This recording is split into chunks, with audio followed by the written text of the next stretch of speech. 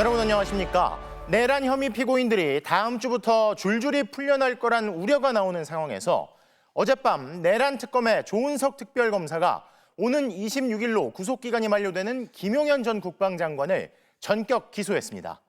석방으로 인한 수사 차질을 막기 위해 준비 기간까지 줄인 내란 특검이 허를 찌르듯 곧바로 행동에 돌입하면서 3대 특검의 수사는 이제 본격 시작됐습니다.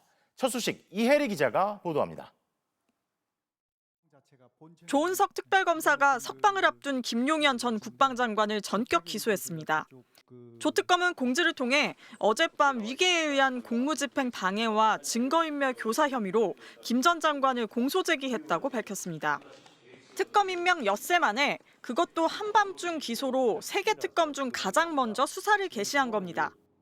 특검은 김 전 장관이 계엄 전날인 지난해 12월 2일 민간인인 노상원 씨에게 비화폰을 건네 경호처의 업무를 방해했다고 봤습니다. 이런 민간인한테 비상계엄하에서 임무를 지시하고 정보사 장교들한테도 노상원의 지시를 잘 도와주라고 한 이유가 뭡니까? 주로 정보사령관한테 제가 임무를 줬지 노상원 장군한테 임무 준 게 아닙니다. 또 비상계엄 해제 뒤 자신이 데리고 있던 별정직 공무원에게 서류와 노트북, 휴대전화를 폐기하게 해 증거인멸을 교사한 혐의도 새롭게 적용했습니다. 조 특검이 준비기간으로 주어진 20일을 채우기도 전에 수사에 착수한 건 김 전 장관의 구속기간 만료가 코앞으로 다가왔기 때문으로 보입니다. 앞서 법원의 조건부 보석을 거부한 김 전 장관은 일주일 뒤인 26일이면 만기 석방됩니다. 특검 입장에서 핵심 주범인 김 전 장관의 신병을 확보하지 못하면 앞으로의 수사에 차질이 생길 수 있습니다. 조 특검은 사건의 신속한 병합과 김 전 장관에 대한 보석 결정 취소 및 추가 구속영장 발부를 촉구하는 서면을 법원에 접수했습니다. 특검은 김 전 장관의 혐의를 규명함과 동시에 수사 인력 구성과 시설 마련 등 특검 준비도 병행할 예정입니다. MBC 뉴스 이혜리입니다. 이 내란 특검의 전격 기소에 김용현 전 장관 측은 당황한 듯 거세게 반발했습니다.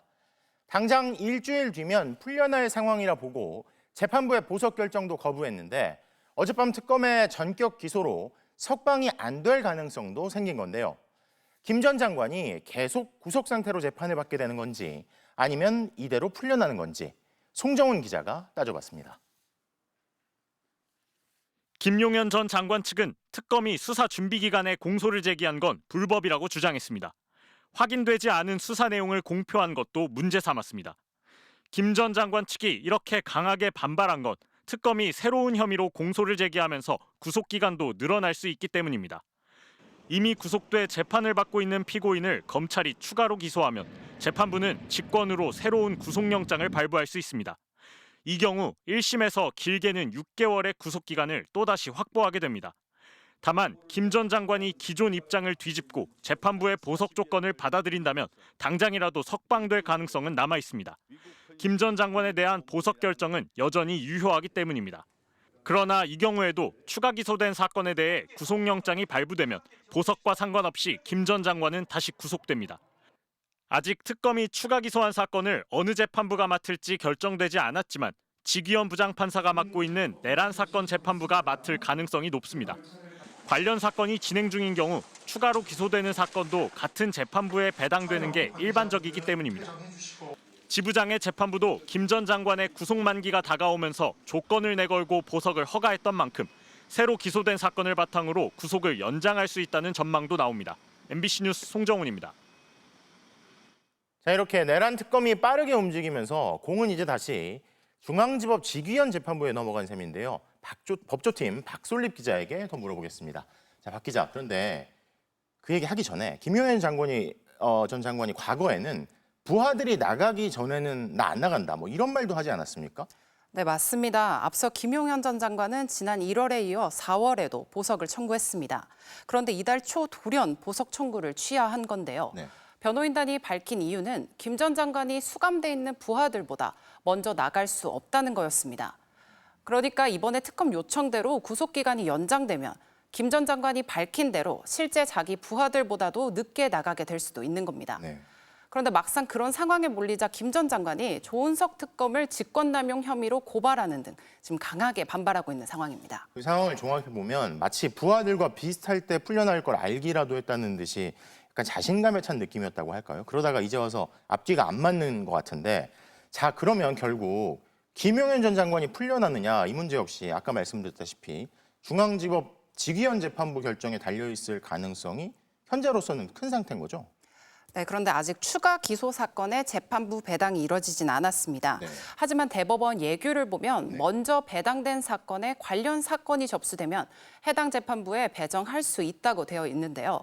아무래도 내란 전담인 직위원 부장판사 재판부로 이번 추가 기소 사건도 합쳐지지 않겠냐는 전망이 우세한 겁니다. 직위원 판사는 김 전 장관을 그냥 내보내면 안 된다는 검찰 요청을 받아들여 관련자 접촉 금지 등 조건을 달아 보석 결정을 내리기도 했습니다. 하지만 김 전 장관 재판을 신속하게 진행하지 않아 결국 김 전 장관 구속 만기 석방 가능성을 높였다는 비판도 받고 있습니다. 게다가 윤석열 전 대통령의 구속 취소 결정을 내린 인물이기도 해서 이번에 어떤 판단을 내릴지 주목됩니다. 자, 내란 수괴 혐의 피의자를 풀어준 재판부가 지금 특검이 추가 기소까지 했고, 아까 보니까 보석 결정을 취소해달라, 그리고 추가 구속영장 발부를 촉구한다, 이 서면까지 특검이 보냈다는 거 아니에요. 여기서 중요 임무 종사자까지 또 석방을 할 것이냐, 이것도 주목되는데, 자, 그런데 구속 기간이 끝나갈 때까지 검찰은 사실 추가 기소 안 했었잖아요. 근데 특검은 바로 한 거 보면 속도가 굉장히 빠른 거죠. 저희가 그동안은 특검이 본격적으로 출범하는 건 다음 달 초에야 이뤄질 수 있다, 이렇게 말씀을 드렸는데요. 네. 그건 특검법에 명시된 준비기간 20일 동안 사무실도 마련하고 수사팀도 꾸리면서 시간을 보내야 하기 때문입니다. 그런데 이번 내란 특검은 이 시간표를 2주가량 앞당겼습니다. 네. 그렇다 보니 다른 특검들 역시 수사 준비 기간에 구애받지 않고 다음 주부터 본격적인 수사에 착수할 수 있다는 전망도 나옵니다. 수사 준비 기간 20일 할 수 있다, 뭐 이런 건데 땡겨서 한다는 거죠. 네, 법조팀 박솔립 기자 잘 들었습니다. 윤석열 전 대통령이 경찰의 세 번째 출석 요구에도 불응했습니다. 경찰은 체포영장 신청 등 강제 수사 방안을 내란 특검과 협의하겠다는 방침을 밝혔는데, 윤 전 대통령에 대한 영장 신청이 임박했다는 분석이 나오고 있습니다. 원석진 기자가 보도합니다. 지난 5일과 12일에 이어 오늘 경찰의 세 번째 출석 요구에도 윤석열 전 대통령은 경찰청사에 나타나지 않았습니다. 일과 시간까지 기다려보겠다던 경찰은 3차 출석 요구에 불응한 윤 전 대통령에 대한 체포영장 신청 등에 대해 내란 특검과 협의 중이라고 밝혔습니다. 윤 전 대통령의 신병 확보를 위한 강제 수사 방안을 두고 조은석 내란 특검과 소통하고 있다는 겁니다. 통상 수사기관은 세 차례 출석 요구에도 피의자가 응하지 않으면 체포나 구속영장을 신청합니다. 따라서 경찰이 특검과 협의를 마치는 대로 곧장 영장을 신청할 가능성도 있습니다. 영장은 서울 서부지검에 신청할 것으로 보입니다. 경찰은 경호처의 체포방해와 군사령관들의 비화폰 정보 삭제 등에 윤 전 대통령의 지시나 관여가 있던 것으로 의심하고 있습니다. 두 혐의 모두 재판 중인 내란 혐의와 별개여서 윤 전 대통령에 대한 추가 구속이 가능한 사안입니다. 경찰은 그간 대면 수사가 필요하다고 여러 차례 밝혔지만 사건을 바로 특검에 넘길 수도 있습니다. 내란 특검이 김용현 전 국방부 장관을 기소하며 본격 수사에 착수한 데다 경찰도 수사관 31명을 특검에 파견하기로 했기 때문입니다. 윤 전 대통령은 경찰에 나가 조사받을 수 없다며 버티면서도 필요성이 입증되면 서면 조사나 제3의 장소 조사에는 응하겠다고 했습니다. 경찰과 특검 중 누가 윤 전 대통령을 조사할지는 협의 결과에 따라 달라지겠지만 강제 수사는 임박한 것으로 보입니다. MBC 뉴스 원석진입니다. 내란 특검이 먼저 전격 출발한 가운데 다른 특검들도 속도를 내고 있습니다. 김건희 국정농단 특검은 법무부와 공수처, 경기 남부경찰청을 찾아 수사 인력 협조를 요청했고, 순직 해병 특검은 특검보 추천을 마무리했습니다. 구민지 기자가 보도합니다. 가장 먼저 특검보가 임명된 민중기 김건희 국정농단 특검은 기관 방문 강행군을 이어갔습니다. 어제 서울고검과 서울중앙지검, 서울남부지검을 방문한 데 이어 오늘은 법무부와 고위공직자 범죄수사처를 잇따라 찾아 수사 인력 파견 협조를 요청했습니다. 법무부에는 금융, 선거 수사 경험이 있는 부장검사 5명의 파견을 정식으로 요청했습니다. 민특검은 오후에는 경기 남부경찰청을 찾아 이첩받을 사건에 대해 논의했습니다. 경기 남부청은 김건희 여사 일가 부동산 때문에 서울 양평고속도로 노선이 바뀌었다는 의혹을 수사하는 곳입니다. 김 여사를 대면 조사할 예정이냐는 물음에 민특검은 이렇게 말했습니다. 여러 가지 수사의 진척 상황이라든가 내용 등 그런 것들을 다 종합적으로 고려한 다음에 우리 특별 검사 보고들과 함께 논의해서 정하도록 하겠습니다. 기획재정부 승인까지 마무리되면서 김건희 특검 사무실은 KT 광화문 웨스트 빌딩 13층으로 확정됐습니다. 이명현 순직해병 특검은 새 특검 중 마지막으로 특검보 추천을 마무리했습니다. 1999년 이 특검과 함께 병모비리 수사를 한 군 법무관 출신 류관석 변호사와 대통령 직속 군 사망사고 진상규명위원회에서 조사 이과장을 지낸 이상윤 변호사를 포함해 특검보 후보자 8명을 추천했습니다. 특검보가 임명되면 가장 먼저 공수처를 찾아 사건 이첩 등을 논의할 계획입니다. 특검보 임명되면 그분들과 상의해서 그렇게 진행할 생각입니다. 이 특검은 최상병 사건 초동 수사를 진행한 해병대 수사단과 국방부 조사본부, 검찰단에서도 수사 인력을 파견받을 예정입니다. MBC 뉴스 구민지입니다. 자, 이런 와중에 김건희 국정농단 특검의 주된 수사 대상은 나흘째 서울 아산병원 VIP 병실에 입원 중입니다.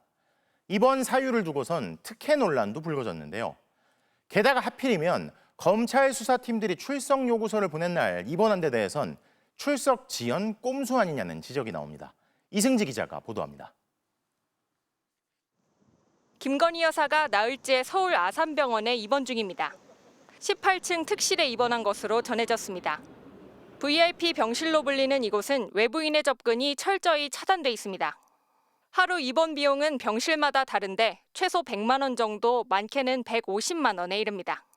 김 여사 측은 구체적인 입원 사유는 밝히지 않고 있습니다. 다만 극심한 우울증을 앓고 있다, 과호흡 증상을 보여 호흡기 진료도 받았다는 말이 흘러나오고 있습니다. 평소에도 이제 계속 우울증 약을 먹었으니까 평소에도 안 좋았고요. 병실에 한 일주일 정도 있을 거예요. 특혜 논란도 일고 있습니다. 인터넷에는 의료 파업으로 국민들은 진료도 제때 못 받고 응급실 뺑뺑이 돌았다. 진료 예약만 4개월, 수술에 1년 넘게 걸린 아산병원 입원이 이렇게 쉬웠냐는 글이 올라왔습니다. 아산병원 관계자는 입원 대기 기간은 진료 담당과에 따라 달라질 수 있다고 했습니다. 또 외래 진료를 받고 정상적인 입원 절차를 거쳤다며 입원 과정에 특혜가 없었다고 했습니다. 입원 당일 명태균 의혹을 수사하는 서울중앙지검과 도이치모터스 주가 조작 연루 의혹을 수사하는 서울고검이 동시에 김 여사에게 출석 요구서를 보냈습니다. 각각 3차, 2차 출석 요구서였습니다. 김 여사 입원이 출석 지연 전략 아니냐는 의심을 키우는 이유입니다. 김 여사 측은 오래전부터 계획돼 있던 입원이라고 했습니다. 대선 전에는 대선에 영향을 미칠 수 있다는 이유 등으로 조사를 거부했던 김 여사. 지금은 특검이 출범했으니 중복 수사라는 이유를 들어 검찰 조사에 응하지 않겠다는 입장을 고수하고 있습니다. MBC 뉴스 이승지입니다. 오늘 새벽 캐나다 G7 정상회의에서 돌아온 이재명 대통령이 제일 먼저 한 일은 민생 회복 추경을 위한 국무회의였습니다. 물가가 오르면 어쩌냐, 나라 빚이 늘면 어쩌냐는 야당의 우려에 대해선 지금은 침체가 너무 심해 국가 재정을 써야 할 때라고 단호한 입장을 밝혔습니다. 홍신영 기자입니다. 이 대통령이 캐나다 G7 정상회의에서 귀국한 시간은 오늘 새벽 1시 16분. 여독이 채 풀리지 않았지만 오후 2시부터 국무회의를 열고 30조 5천억 원 규모의 새 정부 첫 추경안을 의결했습니다. 가장 큰 비중은 민생회복 소비 쿠폰인데 10조 3천억 원이 투입됐습니다. 이 대통령은 지금이 바로 나라 돈을 써야 할 때라고 역설했습니다. 민간이 과열되면 억제하고 민간이 너무 과도하게 침체되면 부양해야 되는데 지금은 너무 침체가 심해서 정부의 역할이 필요할 때라는 생각이 들어요. 민생회복 소비 쿠폰을 놓고 일었던 보편 지원과 선별 지원 논란에 대해선 공평하면서도 촘촘한 지원을 병행하는 절충안으로 마무리지었습니다. 이번에는 그 두 가지를 적절히 배합을 해서 일부는 소득 지원 측면에서는 저소득층에게, 그 외에 경기 진작 목표의 측면에서는 공평하게. 미국발 통상위기와 소비 위축으로 성장률마저 급격히 둔화되는 상황에서 민생회복 추경으로 경제에 활력을 불어넣겠다는 판단입니다. 더 늦기 전에 제대로 된 처방이 필요합니다. 정부는 신속한 추경 편성과 속도감 있는 집행으로 이번 추경이 경기 진작과 민생 안정의 마중물이 되도록. 이 대통령은 오늘 회의에서 아직 불편한 동거 중인 전 정부 국무위원들을 향해 작심한 듯 쓴소리도 내놨습니다. 조금씩 그런 흔적들이 보입니다. 그러니까 누구를 위한 정책인가, 어떤 정책 결정을 할 때 그 정책의 영향이 어디에 어떻게 미치느냐에 대해서 방향이 약간 다르게 느껴지는 경우가 있어요. 국민 우선, 실용주의를 앞세우고 있는 이재명 정부의 국정 철학을 제대로 이해하지 못한 채 엉뚱한 정책안을 내놓고 있다는 뜻입니다. 이 대통령은 특히 국민 민원에 대해선 신속하게 반응하고 최대한 설득하고 그러면서 총량을 줄이자며 성남시장 시절 경험담을 언급하기도 했습니다. MBC 뉴스 홍신영입니다. 이재명 대통령이 오는 일요일 여야 지도부를 관저로 초청했습니다. 지난 정부 대통령과 야당 대표의 회담이 성사되는데 2년이 걸린 걸 감안하면 상당히 빠른데요. 급한 현안이 있으니 미루지 말자고 이 대통령이 시일을 앞당긴 걸로 전해졌습니다. 김재경 기자의 보도입니다. 오는 22일 대통령 관저에서 이재명 대통령과 더불어민주당, 국민의힘 지도부가 만납니다. 회동은 낮 12시 대통령 관저에서 오찬을 겸해 진행되는데 더불어민주당 김병기 원내대표, 국민의힘 김용태 비상대책위원장과 송원석 원내대표 등이 참석합니다. 여야 지도부 회동 관련해서는 지난 6월 17일 강훈식 비서실장이 대통령의 초청 의사를 전달하였고 각 당 지도부는 당시에 흔쾌히 수락한 바 있습니다.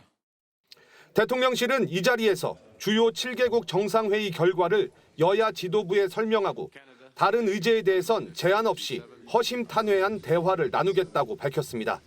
당초 7월 초나 여야 당대표가 각각 새로 들어서는 8월 이후 만나자는 참모진 의견도 있었지만 이 대통령이 어차피 자주 볼 건데 미룰 이유가 있느냐며 시기를 당기라고 지시한 것으로 전해졌습니다.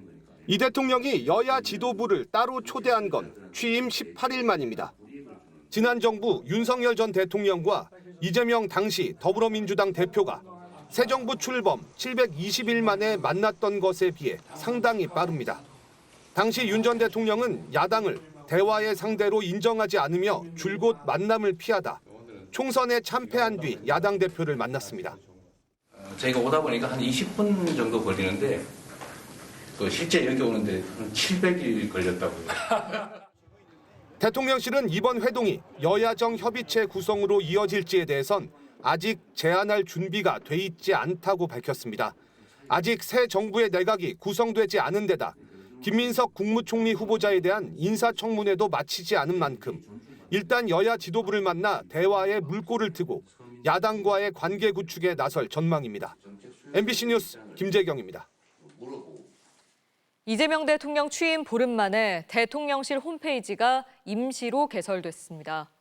지난 윤석열 정부에서 홈페이지 기본 틀까지 삭제해버리면서 대통령의 발언이나 일정을 확인할 창구가 이제야 생긴 건데 대통령실은 핵심 정보를 투명하게 공유하겠다고 설명했습니다. 이문현 기자가 보도합니다. 텅 비어있던 대통령실 공식 홈페이지. 21대 대통령 취임 16일째인 오늘 다시 문을 열었습니다. 화면 상단엔 청와대 모습을 형상화한 업무 표장이 걸렸고 대통령 소개 페이지엔 대한민국 21대 대통령 이재명이라는 문구와 함께 사진이 걸렸습니다.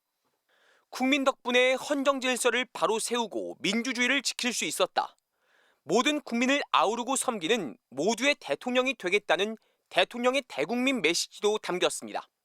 대통령실 조직도는 물론 대통령의 발언과 활동 내역, 달력 형태로 기입된 대통령 일정까지 누구나 확인할 수 있습니다. 국제사회에 대한민국이 신속하게 정상화됐다는 것을 좀 보여주는 게 필요하다. 대통령실은 대통령 일정 등 핵심 정보를 신속하고 투명하게 공유하는 데 목적을 두고 추가 예산 투입 없이 홈페이지를 구축했다고 설명했습니다. 지난 정부가 쓰던 홈페이지를 활용해 임시 홈페이지를 만든 건데 그나마도 전 정부에서 소스 코드까지 삭제해 보름이나 걸렸습니다. 용산 사무실로 왔는데 꼭 무덤 같습니다. 컴퓨터도 없고 프린터도 없고 황당무계합니다. 새 대통령실 홈페이지가 정식으로 열리는 건 서너 달 더 걸립니다. 문재인 정부의 국민청원 제도를 보완한 소통 창구를 구축하고 대통령 비서실 조직에 대한 공개도 강화할 전망입니다. 한편 온라인에서 이 대통령의 서명과 휘장을 네티즌들이 응용해 만든 스마트워치 배경 화면이 인기를 끌자 대통령실도 정식으로 배경 화면 형태의 스마트 굿즈를 만들어 임시 홈페이지에서 공개하기로 했습니다. MBC 뉴스 이문현입니다. 정부 부처별 업무 보고를 받고 있는 국정기획위원회가 공직사회를 겨냥해 매우 실망이라고 강하게 비판했습니다. MBC 취재 결과 그 배경엔 기재부의 우선 추진 공약이 있었는데요. 공공기관장 임기 일치, 외교 영역 확대처럼 기재부와 크게 관련도 없고 지나치게 포괄적인 내용이 포함되어 있던 반면 정작 정부의 핵심 공약이나 시급한 현안 관련 내용은 없었던 겁니다. 김정우 기자의 단독 보도입니다. 이재명 정부의 인수위원회 역할을 하는 국정기획위원회가 부처별 업무 보고를 받은 지 하루 만에 거친 비판을 쏟아냈습니다. 한마디로 좀 실망이다. 매우 실망이다. 그 공약에 대한 제대로 된 반영도 사실은 부족하고 내용이 없고 구태의연한 과제들을 나열한 것에 불과했다. MBC 취재 결과 이 같은 공개 비판의 배경에는 기획재정부의 업무 보고가 있었습니다. 기재부는 새 정부 우선 추진 공약으로 19가지를 꼽았는데 가장 먼저 올린 게 대통령과 공공기관장 임기를 맞추자는 거였습니다. 두 번째는 G20, G7 정상회의 적극 참여, 이후에는 경제 안보 분야 컨트롤타워 구축, 외교 영역 확대, 국익 중심 실용외교 등 포괄적인 목표들이 그 뒤를 이었습니다. 정작 80조 원 이상 부족한 세수 문제 해결 방안이나 기재부 분리에 대한 밑그림 등 시급한 현안에 대한 설명은 없었던 겁니다. 이재명 정부의 첫 번째 공약인 AI 성장을 위한 투자 방안도 포함되지 않았습니다. 공약에 대한 이해도와 그 바탕으로 한 공약의 충실도 이 부분들이 사실상 굉장히 좀 떨어져 있는 것을 발견했습니다. 문화체육관광부 업무보고에선 청와대 관람을 위해 300억 원을 들여 만든 청와대 재단 운영 계획이 부족해 질책이 나왔습니다. 대통령실이 다시 청와대로 돌아가게 되면 재단의 역할이 축소될 수밖에 없는데 청산할지 말지에 대한 고민조차 없었다는 겁니다. 문체부가 전혀 고민을 하고 있지 않았기 때문에 강한 좀 질책 혹은 문제제기가 있었던 것 같습니다. 부실한 내용에 국정위는 사실상 전 부처 업무 보고를 다시 받겠다고 했습니다. 다만 12.3 내란 당시 실행조직 역할을 했던 국군 방첩사령부 개편에 대해선 국정위와 국방부 모두 공감대를 이뤘습니다. 또 지난 정부 폐지 위기에 놓였던 여성가족부는 성평등가족부로 확대 개편 방안이 논의됐습니다. MBC 뉴스 김정우입니다. 정부의 추경 소식에 시민들은 당장 빠듯한 살림에 도움이 될 거라며 환영했습니다. 전문가들은 단기적인 효과는 분명 있을 것이라며 경제 체질을 개선하기 위한 새 정부의 대응도 주문했습니다. 김건휘 기자입니다. 20년 넘게 한자리에서 식당을 운영해온 온준호 씨. 지난 12월 계엄은 큰 타격이었습니다. 완전 직격탄을 맞았다고 볼 수 있습니다. 정부의 민생지원금 소식이 반갑기만 합니다. 어쨌든 골목이나 이런 데는 돈이 있으면 한 번이라도 더 쓰고 싶은 마음이 생길 것 같아요. 시민들도 기대하고 있습니다. 너무 많이 올랐어 물가가. 지원금이 나오면은 가정에 좀 도움이 될 것 같아요. 그때뿐이긴 할 수 있는데 아무래도 쓸 때는 기분 좋게 쓸 것 같아요. 많은 전문가들이 경기 부진이 심각한 상황에서 추경을 해야 하는 시점은 맞다고 평가합니다. 즉각적인 소비 진작에 도움이 된다는 겁니다. 또 소득별로 차등 지급하기로 한 것이 더 큰 효과를 낼 것으로 평가했습니다. 소득이 낮은 계층은 자기가 버는 소득만큼 다 소비를 하거나 아니면 그거 넘어서 소비하는 경향들이 좀 있거든요. 다만 1, 2차에 걸쳐 시차를 두고 지원돼 효과가 반감될 수 있다는 우려도 있습니다. 그 효과가 나타나는 시간을 감안하면 그렇게 시간이 많은 상황은 아닙니다. 정부의 적극적인 행정력 집행 등을 통해서 그 효과를 극대화하기 위한 노력이 중요할 것으로 보입니다. 정부는 추경의 재원 중 19조 8천억 원을 국채를 발행해 조달할 계획입니다.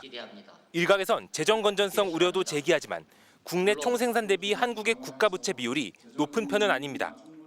정부가 한번 마중물 역할로 쓰고 간다, 재정 기조가 변한다, 그런 것들에 시그널을 줬다는 측면에서는 긍정적으로 보는 부분이 있고요. 추경은 급한 불을 끄는 단기 부양책입니다. 장기적으로는 산업을 활성화시켜 국내 총생산을 높일 대책을 마련하는 것이 새 정부의 과제로 남았습니다. MBC 뉴스 김건희입니다. 김민석 총리 후보자에 대해 연일 공세 수위를 높이고 있는 국민의힘이 이재명 정부 첫 총리 후보자의 사퇴를 요구하고 있습니다. 연말정산 내역까지 공개하고 김 후보자의 학위가 진짜인지 밝혀야 한다며 공격하고 있는데요. 홍희표 기자가 보도합니다. 국민의힘이 김민석 국무총리 후보자에 대한 공세 수위를 한층 높였습니다. 김 후보자가 불법 정치자금과 재산 증식, 채무거래 의혹과 아빠 찬스로 얼룩져 있다며 이재명 정권의 인사 상황은 비리백화점 그 자체라고 맹비난했습니다. 재산 형성은 불투명하고 자녀 특혜 의혹은 상식을 벗어났으며 법치를 대하는 인식은 위험합니다. 특히 김 후보자의 재산 형성 과정과 지출 규모를 문제 삼았습니다. 김 후보자가 5년 전 신고한 재산은 마이너스 5억 8천만 원인데 총리 후보자 지명 이후 신고 재산은 2억 1천여만 원으로 8억 원 가까이 늘었습니다.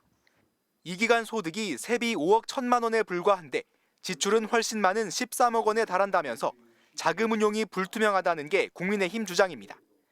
김 후보자의 연말정산 내역까지 공개하며 세비 이외의 기타 소득도 620만 원에 불과해 해명이 안 된다고 주장했습니다. 일반 가정으로 치환해서 봤을 때 910만 원 정도 버는 가정이 2,150만 원 정도를 쓴 것입니다. 이게 가능합니까?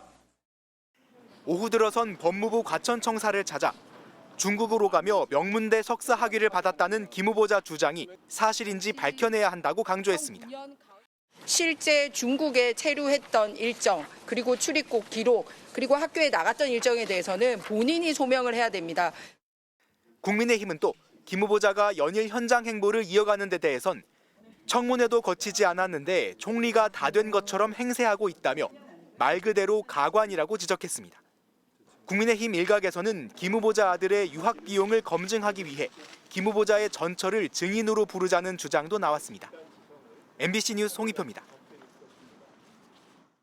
자, 이러한 국민의힘의 공세에 더불어민주당은 흠집 내기가 도를 넘었다고 반발했습니다. 또 김민석 총리 후보자의 소득 등을 집중 공격하고 있는 주진우 의원에 대해선 역으로 검사 17년 등의 경력으로 70억 원의 재산을 어떻게 만들었냐며 역공을 펴고 있는데요. 이기주 기자가 보도합니다. 더불어민주당은 김민석 후보자에 대한 야당의 공세가 아들을 넘어 이혼한 전 부인에게까지 이르자 당 차원의 총력 방어에 나섰습니다. 전현희 최고위원은 국민의힘의 패륜적 정치 공세에 분노를 금할 수 없다고 밝혔고 인사청문특위위원인 전용기 의원은 남이 된 전 부인까지 불러 가정사를 파헤치는 것은 인사검증이 아니라 모욕주기라고 목소리를 높였습니다. 전처를 부린다는 게 상식적으로 말이 됩니까? 예. 전 여자친구도 부르기 싫은 게 이 사람 마음인데. 민주당은 김 후보자에 대한 의혹을 주로 제기하고 있는 국민의힘 주진우 의원의 재산 증식 의혹을 역으로 제기하는 등 맞불 전략에도 나섰습니다. 주 의원의 경력이 검사 17년, 변호사 2년 반, 대통령실 법률비서관 1년 반인데 70억 원이라는 재산을 어떻게 만들었냐는 겁니다. 특히 주 의원의 2005년생 아들 재산이 7억 원에 달한다며 아무리 조부에게 증여받았다 해도 주 의원의 부친 역시 검사 출신인데 부친은 어떻게 그 많은 재산을 모았느냐고 역공을 이어갔습니다. 주진우 의원님, 남의 눈에 티끌은 보면서 제 눈에 대들 분은 못 본다는 말, 지금 의원님께 딱 맞는 말입니다. 민주당은 한 발 더 나가 인사청문회가 정치보복의 연장선이 돼서는 안 된다면서 법 개정도 시사했습니다. 청문 대상자의 인신을 공격하고 흠집내어서 정치적 반사이익을 취하는 자리가 아닙니다. 이제 인사청문회의 본래적 목적과 기능을 회복해야. 이런 가운데 김 후보자는 어제 서울시 재난상황실을 직접 점검한 데 이어 오늘은 발달장애인들의 일터를 찾는 등 연일 현장 행보를 이어가고 있습니다. 엄마들 하루 쉬게 해주면 좋겠죠? 네. 휴가 쿠폰을 대한민국에 드리는 그런 세상을 함께 만들어 봅시다. 대통령실은 김 후보자에게 제기된 의혹들이 충분히 소명 가능하다고 보고 청문회를 지켜본 뒤 임명 절차를 진행할 것으로 전해졌습니다. 민주당도 청문회가 끝나면 곧바로 이달 말 본회의를 열어 김 후보자에 대한 임명 동의안을 처리한다는 계획입니다. MBC 뉴스 이기주입니다. 이종석 국가정보원장 후보자가 북한 같은 적국에만 적용되는 간첩법을 외국으로 넓히도록 개정해야 한다고 밝혔습니다. 산업 스파이 같은 기술 탈취를 엄하게 처벌할 필요가 있다는 설명인데요. 또 남북 대화 복원엔 역할을 하겠다면서도 북미 정상회담 가능성에 대해선 예측이 어려운 상태라고 전망했습니다.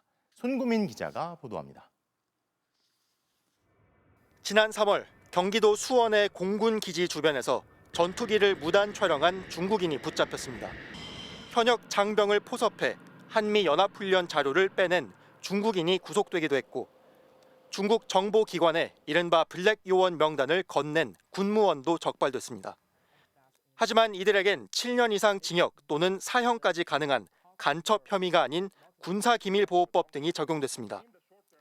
현행 간첩법은 적국을 위한 간첩 활동만 처벌하도록 규정하고 있는데 대법원 판례상 적국은 오직 북한에만 해당되기 때문입니다. 이종석 국가정보원장 후보자는 반드시 빠른 시간 내에 간첩법이 개정돼야 한다고 강조했습니다. 우리에 대해서 탐지하고 있는 적대적 탐지를 전부 다 나름대로 죄로서 다스릴 수 있는 그런 법이 필요하다고 생각합니다. 간첩법의 적용 대상을 적국에서 외국으로 넓히는 개정안은 국회에 계류돼 있는데 국정원장 후보자가 공개 언급한 만큼 여야 논의에도 속도가 붙을 걸로 보입니다. 경제협력개발기구 회원국 가운데 간첩죄를 적국에만 한정한 건 우리나라가 유일합니다. 이 후보자는 또 평화는 강력한 국방력과 대화 협상의 두 바퀴가 선순환해야 한다며 윤석열 정부 들어 끊긴 남북 대화를 복원하는 데 역할을 하겠다는 뜻도 내비쳤습니다. 남북 관계에서 아주 어려울 때 남북 관계 그걸 돌파하는 데 저희들에게 일정한 임무가 있으니까 북미 정상회담 개최 가능성에 대해선 예측하기 어려운 상태라며 트럼프 대통령은 열려고 하지만 김정은 위원장이 당장 응할 것 같지는 않다고 내다봤습니다. 이종석 국정원장 후보자는 자신을 한미 동맹보다 남북 관계를 우선하는 친북 성향 자주파라고 야당이 주장하는 데 대해선 자주파도 동맹파도 아닌 실익을 따라왔다고 답했습니다. MBC 뉴스 손구민입니다. 1년 반 가까이 계속되고 있는 의정 갈등이 아직 해결되지 않고 있는 상황인데요.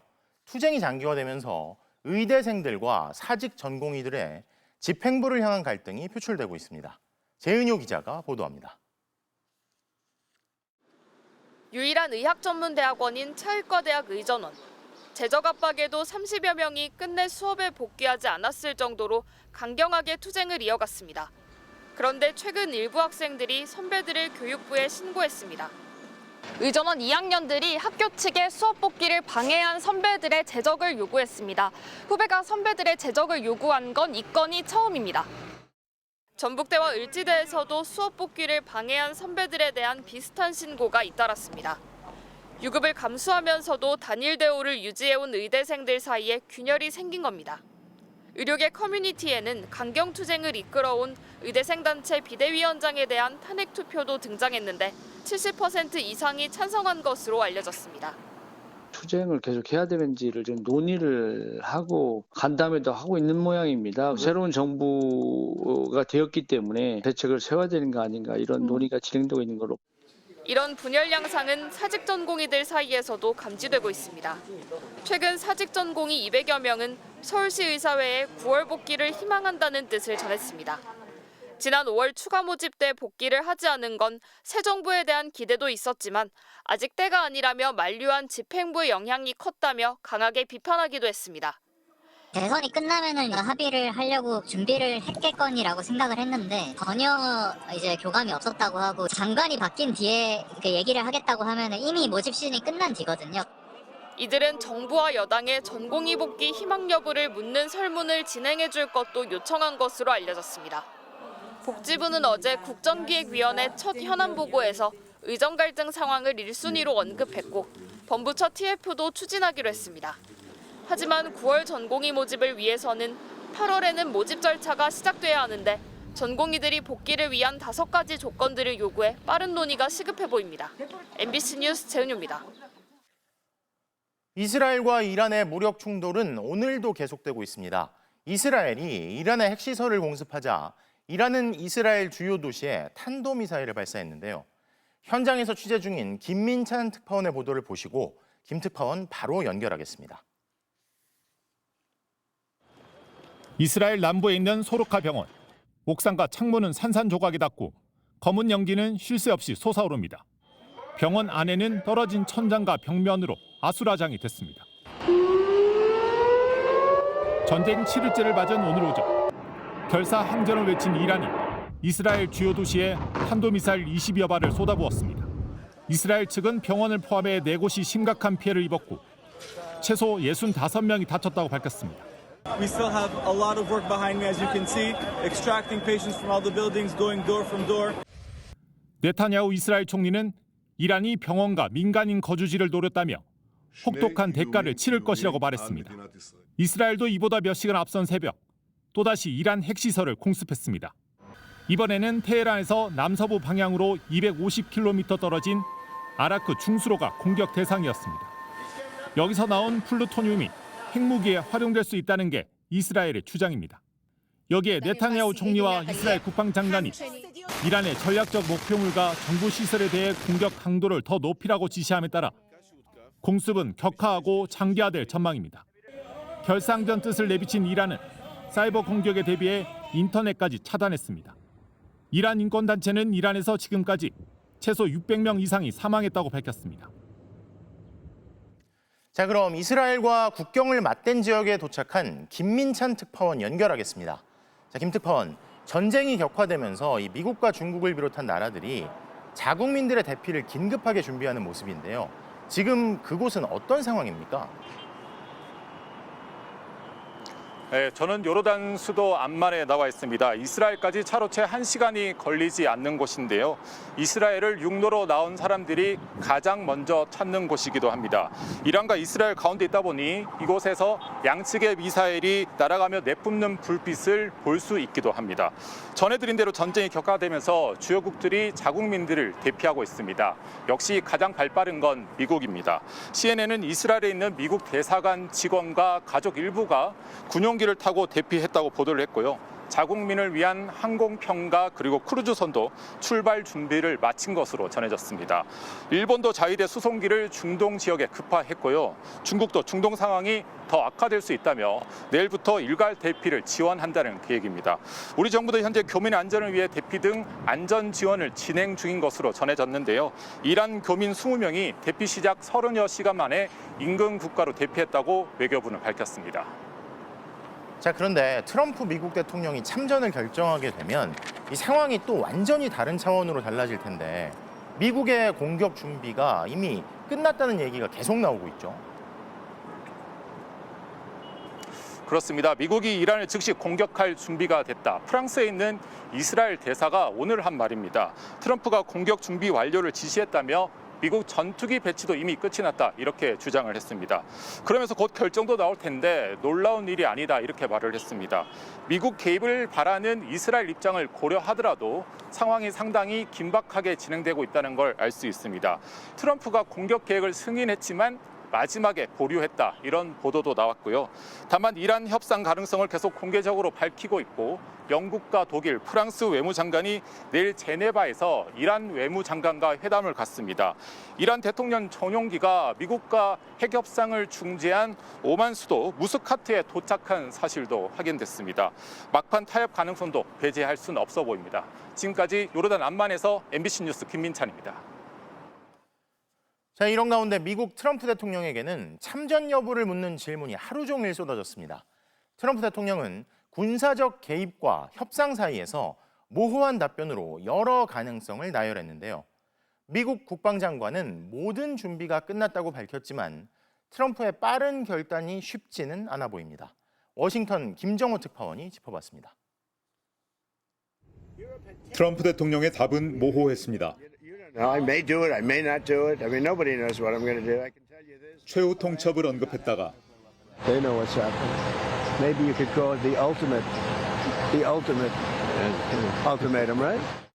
협상의 문은 열려 있다고 했습니다.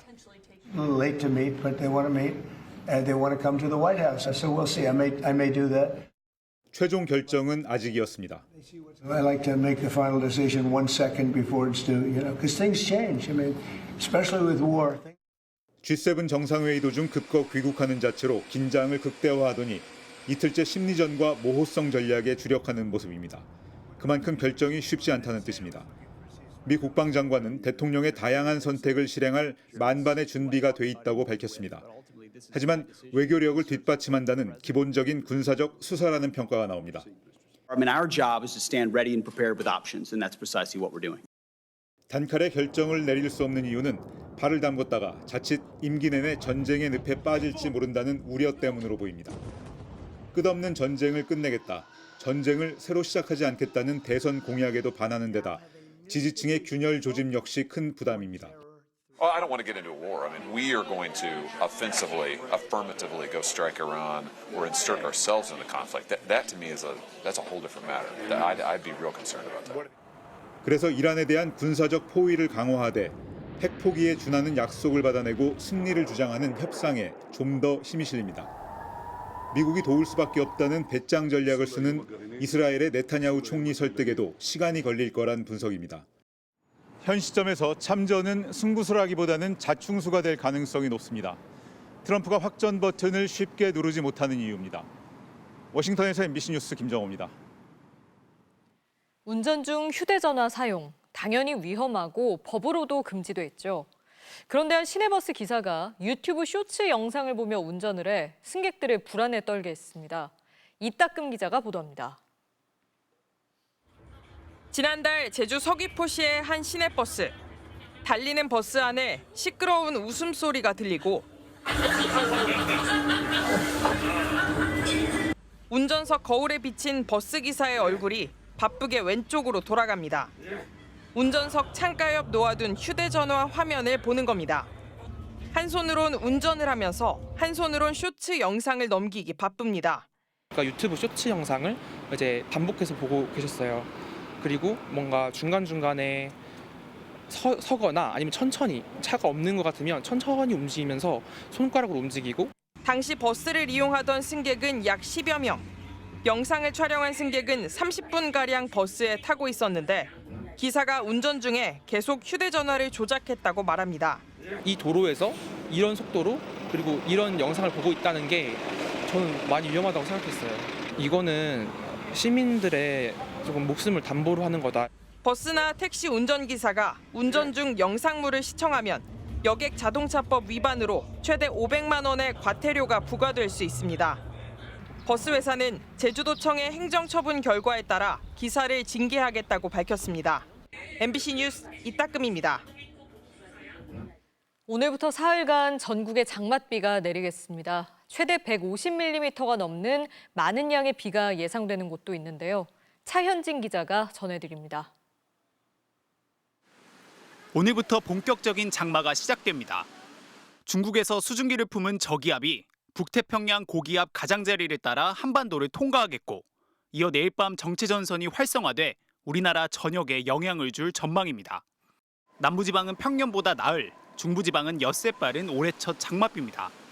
앞서 제주는 지난 12일 장마가 시작됐습니다. 비는 전라권과 충남, 경북을 시작으로 밤부터 수도권 등 전국으로 확대되겠습니다. 예상 강수량은 모레까지 서울을 비롯한 수도권 50에서 100mm, 대구와 경북, 광주와 전남 30에서 80mm, 부산과 울산 20에서 60mm입니다.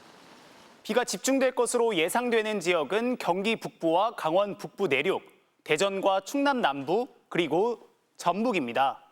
이 지역들에는 모레까지 최대 150mm 이상의 많은 비가 예상됩니다. 그 밖에 중부 내륙과 서쪽 지역에도 21일까지 최대 120mm의 비가 내리겠는데요. 특히 정체전선이 활성화되는 내일 저녁부터 토요일 오전 사이 이 지역들을 중심으로 천둥 번개를 동반한 시간당 30에서 50mm의 집중호우가 쏟아지겠습니다. 금요일 밤부터 토요일 오전 사이에는 시간당 최대 30에서 50mm의 매우 강한 비가 내릴 것으로 예상되니 주의를 바랍니다. 시간당 50mm 비는 곳곳이 물에 잠기고 차를 운전하기 어려운 수준으로 기상청은 산사태나 침수 피해 대비를 당부했습니다.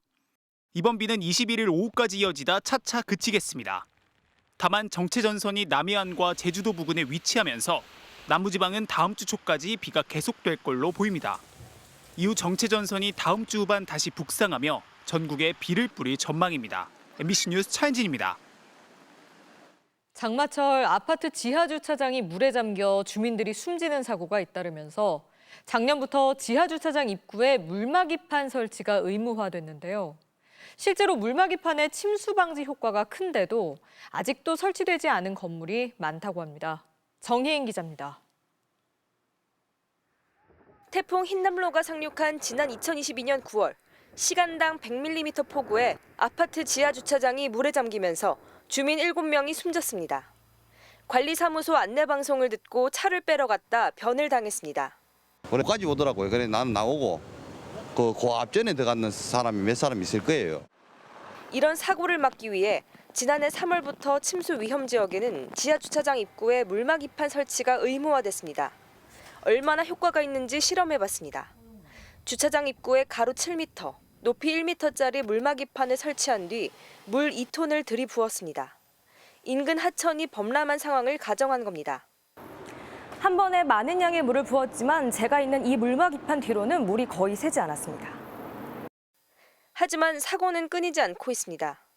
작년 7월 한 오피스텔 지하 주차장이 물에 잠겼는데 지하에 멈춰있던 승강기 안에서 50대 남성이 숨진 채 발견됐습니다.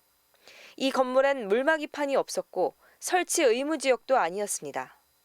물막이판 설치 의무화는 국토부와 행안부가 지정한 재난위험지구에서만 적용됩니다. 환경부가 작성한 홍수우려 구역 중에도 빠진 곳이 많습니다.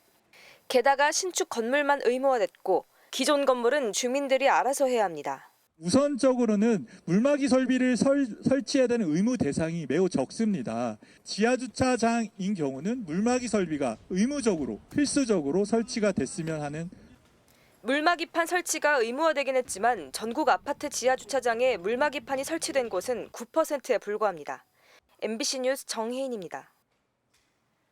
필라테스와 헬스장을 중심으로 이른바 폐업 먹튀가 속출하고 있는데요. 수도권 일대 여러 업장에서 대규모 할인 행사로 회원을 끌어모은 뒤 수강료를 받고 잠적한 운영자가 경찰에 적발됐습니다. 고병찬 기자의 단독 보도입니다. 반년 전만 해도 예약이 힘들 정도로 북적였던 경기도 성남시의 한 필라테스장. 지난해 10월 이곳을 인수한 강모 씨는 대규모 할인 행사로 회원 유치에 나섰습니다. 할인율이 많게는 30%에 달했습니다.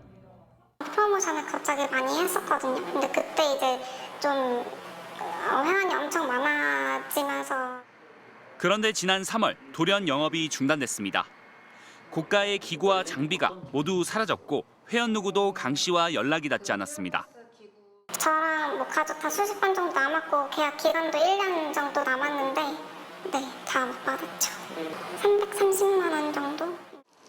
강 씨의 먹튀 행각은 여기서 그치지 않았습니다. 서울 강동구와 중구, 경기 광명에서도 피해가 잇따랐습니다. 지난 2월 문을 닫은 서울 강동구의 한 필라테스장입니다. 문은 굳게 닫혀 있고요. 옆에는 피해자들이 붙인 단체 대화방 공지만 붙어 있는 상황입니다. 완전히 이거 사기꾼 같더라고요. 12월 달부터 지금까지 임대료도 받아본 일이 없는데 전화 안 받지. 문자를 한 200번, 200번 했을 거예요. 필라테스장 4곳의 피해자는 700여 명, 떼인 돈은 수억 원대로 추정됩니다. 강사들과 건물주들이 받지 못한 임금과 임대료까지 더하면 피해 규모는 더 큽니다. 2달치 월급을 못 받은 상황에서 당장 잘렸으니까 저희 센터만 하더라도 10명 넘어요. 경찰은 강 씨가 처음부터 먹튀를 노려 회원들에게 현금 결제를 유도한 것으로 보고 오늘 구속 상태로 검찰에 넘겼습니다. 지난해 한국소비자원에 접수된 헬스장, 필라테스장 관련 구제 신청은 4천 건을 넘어서며 관련 피해는 꾸준히 늘고 있습니다. 올해는 지난 1분기까지만 해도 1,100여 건으로 역대 최대 규모로 예상됩니다. 수강료는 신용카드 할부로 결제하라는 게 소비자원 권고입니다. 체육시설 운영자가 잠적해도 수강료를 돌려받을 수 있도록 보증보험 가입을 의무화해야 한다는 목소리도 높지만 관련 법안은 8개월째 국회에서 처리되지 않고 있습니다. MBC 뉴스 고병찬입니다. 지난해 서울교통공사에서 전동차 정비를 하던 노동자 8명이 혈액암에 걸린 사실이 알려진 바 있는데요. 그 외 다른 노동자 5명도 혈액암 진단을 받은 것으로 추가 확인됐습니다. 2명은 이미 숨졌습니다. 류현중 기자입니다. 30년 가까이 전동차 정비 일을 해온 황수선 씨는 지난 2023년 갑자기 몸에 변화를 느꼈습니다. 왼쪽 귀 밑에 혹이 만져졌는데 병원에 가니 혈액암이라고 했습니다. 외관상으로 이제 보일 정도로 크게 혹이 생겼는데 아프지가 않아서 뭐 대수롭지 않게 생각했다가 서울교통공사에서 지난해 12월 한 대학의 실태조사를 의뢰한 결과 전현직 직원 4,400여 명 가운데 혈액암 발병자가 13명으로 늘어났습니다. 기존에 알려진 8명 외에 5명이 새롭게 확인됐고 이 가운데 2명은 이미 숨진 것으로 나왔습니다. 전동차를 세척액으로 닦아내고 페인트 칠하거나 부품 수리 일을 해온 노동자들이 많았습니다. 저랑 똑같은 일들을 그분들이 했기 때문에 당연히 이거는 제가 일하는 과정에서 이런 질병에 걸린 것 같다. 연구진은 국제암연구소에서 혈액암 원인 물질로 분류한 1급 발암물질 벤젠이 원인인 것으로 보고 있습니다. 2011년까지는 부품에 묻은 기름때를 닦아내기 위해 사용했던 시너와 유성 페인트에 벤젠 성분이 포함돼 있었습니다. 차량본부에서 의심할 수 있는 것은 벤젠으로 좀 좁힌 겁니다. 2011년까지 광범위하게 이제 세척제 또 페인트 희석제로 썼고요. 다만 서울 지하철 노동자들의 혈액암 발병률이 일반인보다 높은지에 대해선 통계적으로 유의미한 값이 나오진 않았습니다. 연구진은 혈액암을 주변에 알리지 않은 분도 많고 퇴직자들 가운데 환자가 더 있을 수 있어 발병률이 더 높을 수 있다고 했습니다. 새로 확인된 5명 모두 산업재해도 신청하지 않았습니다. 서울교통공사는 주기적으로 혈액 검사와 임상 진찰을 진행하고 배기팬 추가 설치 등 작업 환경도 개선하기로 했습니다. MBC 뉴스 류현준입니다. 지난 2022년 윤석열 정부 하에 시작된 조선소 하청 노동자들과 원청 간 갈등이 3년 만에 봉합됐습니다. 명태균 씨가 윤석열 전 대통령 부부에게 이 사태를 강경 진압하라고 보고했다는 녹취가 공개되기도 했었는데요. 새 정부 출범 보름 만에 노사가 합의했습니다. 이상훈 기자입니다. 3년 전 대우조선 하청 노동자는 임금 원상 회복을 요구하며 사방 1m의 철창 안에 몸을 가뒀습니다. 힘들고 위험한 작업을 한 달 200시간 넘게 해도 월급 200만 원을 겨우 넘는 불합리를 해결해달라는 겁니다. 지금의 대우조선은 모든 고통을 하청 노동자들의 희생으로만 극복할 수 있다고 이야기하는 괴물이 되었습니다. 그러나 당시 윤석열 정부는 강경 대응으로 일관했고 불법적이고 위협적인 방식을 동원하는 것은 더 이상 국민들도 용납하지 않을 것입니다. 공천 개입 핵심 인물로 지목된 명태균 씨의 개입 의혹까지 제기됐습니다. 강경 진압하라고 사모님하고 다 보고를 했어, 대통령하고. 내가 보고하고 나서 한덕수 총리가 긴급 소집한 거 아니야. 파업은 노사가 임금 인상 등에 합의하며 51일 만에 봉합되는 듯 보였지만 당시 대우조선은 하청노조 간부 5명에게 470억 원의 손배소를 제기했고 지난해 또 임금과 단체 협약 교섭의 난항을 겪으며 하청 노동자 파업이 시작됐습니다. 2년 전 대우조선이 한화오션에 인수됐지만 1년 2개월 동안 노사는 평행선을 달렸고 한화그룹 본사 앞 철탑 30m 위 고공농성도 시작됐습니다. 3년간 끝나지 않을 것 같던 노사 갈등은 결국 정권이 바뀌자 보름 만에 봉합됐습니다. 김형수 하청노조 지회장도 고공농성 97일 만에 땅을 밟았습니다. 연대 투쟁로를 함께 만들고 광장에서 윤석열 파면을 함께 외쳤던 그 동지들이 만들어낸 성과라고. 470억 손배소 취하는 배임이 될 수 있다던 한화오션은 상생과 협력이 중요하다는 원칙에 따라 이사진과 손배소 취하를 준비 중이라고 밝혔습니다. MBC 뉴스 이상훈입니다.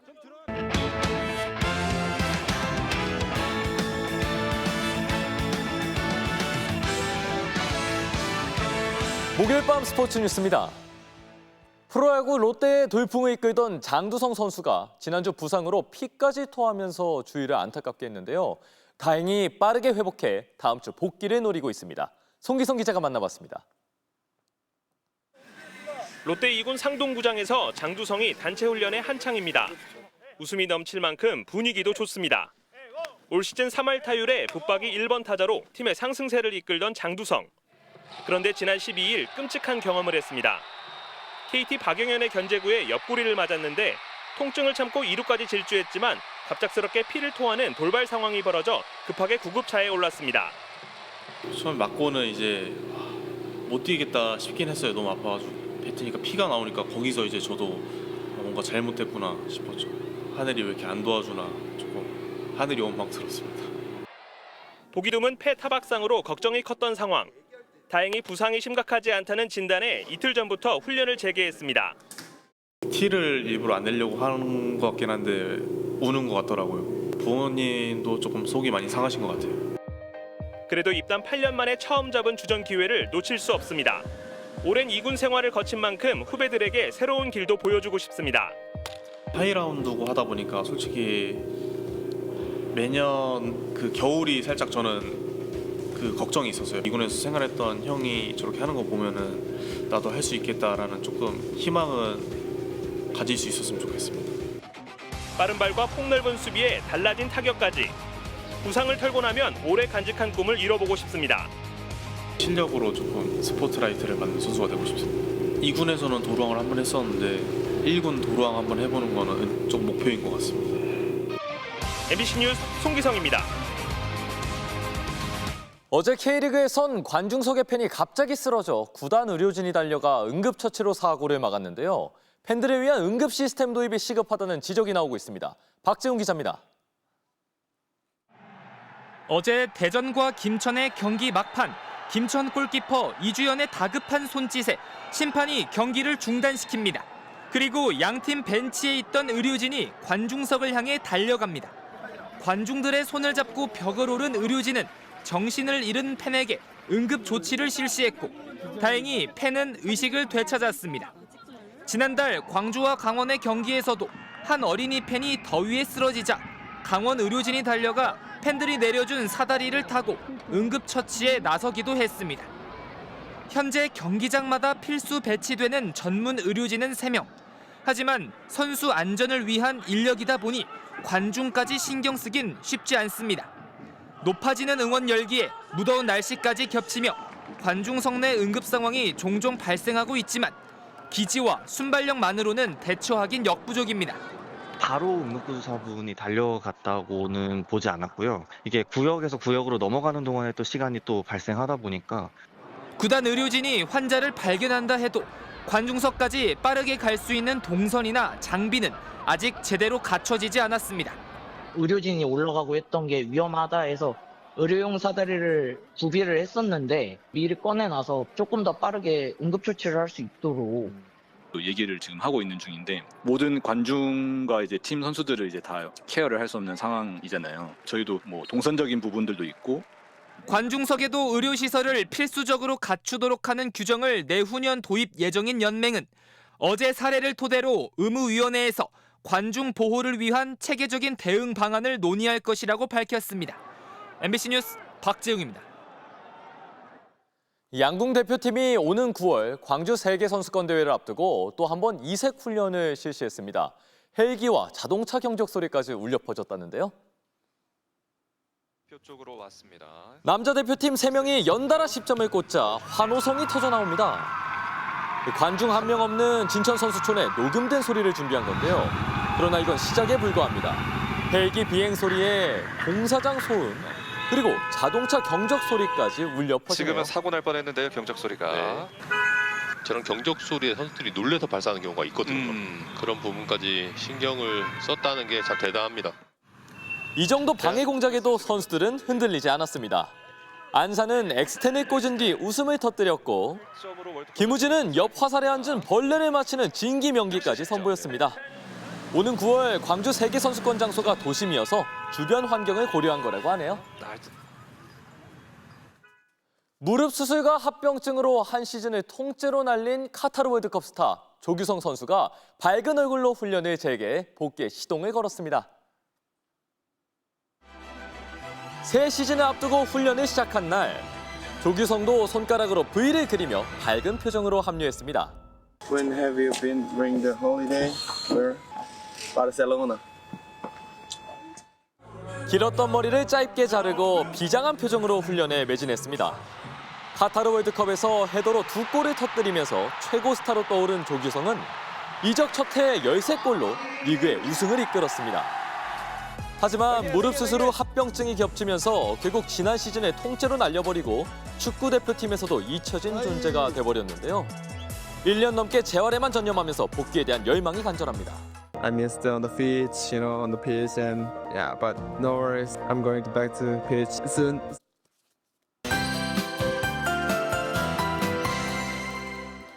오늘은 이번 더위가 절정에 달했습니다. 지난 밤사이 강릉에선 올해 첫 열대야가 나타났는데요. 오늘 낮에도 강릉 구정면의 기온이 36.9도까지 치솟는 등 사람 체온보다도 높았습니다. 서울과 영남 곳곳의 기온도 34도를 웃돌았는데요.